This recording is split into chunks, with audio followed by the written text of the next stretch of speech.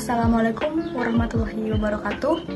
Perkenalkan, nama saya Dede Putri Nurmayati. Saya dari kelas MN23H, Prodi Manajemen, Fakultas Ekonomi dan Bisnis, Universitas Buana Perjuangan Karawang. Saya di sini akan mempresentasikan tugas individu saya untuk memenuhi mata kuliah Ekonomi Makro, dosen Pak Hair Deksirik Patani, SEMM.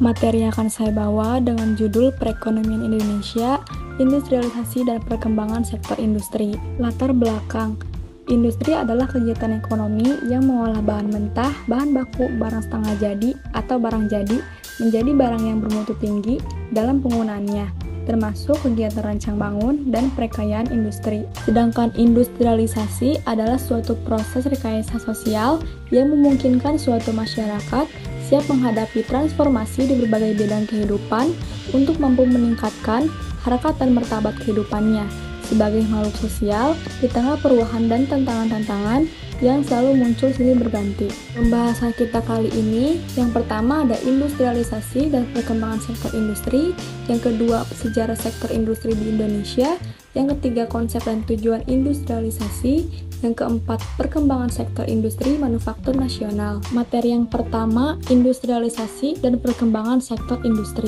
Istilah industrialisasi secara ekonomi diartikan sebagai kegiatan mengolah bahan mentah menjadi barang jadi atau barang setengah jadi.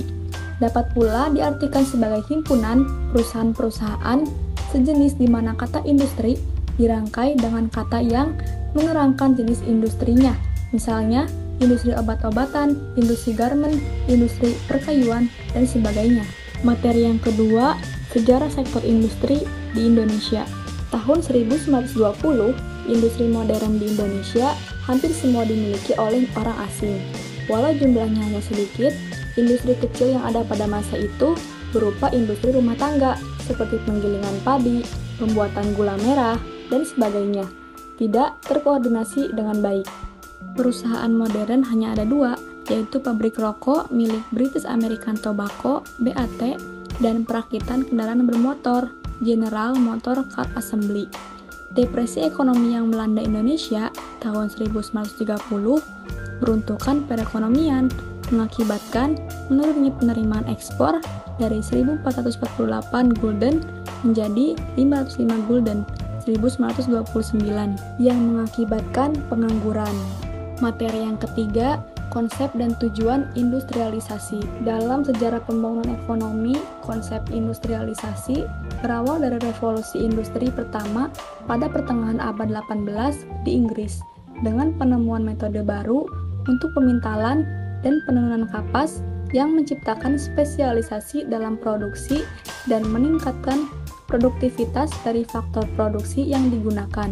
Revolusi industri kedua akhir abad 18 dan awal abad 19 dengan berbagai perkembangan teknologi dan inovasi membantu laju industrialisasi.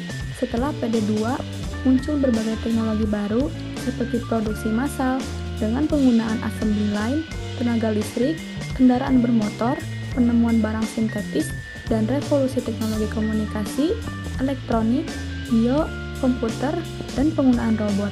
Materi yang keempat, perkembangan sektor industri manufaktur nasional. Sektor industri manufaktur di banyak negara berkembang mengalami perkembangan sangat pesat dalam 3 dekade terakhir. Asia Timur dan Asia Tenggara dapat dikatakan sebagai kasus istimewa. Lebih dari 25 tahun terakhir dijuluki a miracles economy karena kinerja ekonomi sangat hebat. Dari 1970 hingga 1995, industri manufaktur merupakan kontributor utama. Untuk melihat sejauh mana perkembangan industri manufaktur di Indonesia selama ini, perlu dilihat perbandingan kinerjanya dengan sektor yang sama di negara-negara lain.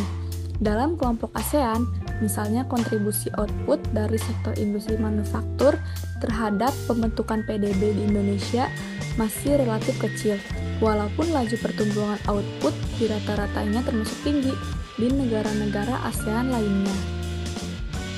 Terima kasih, kurang lebihnya mohon maaf.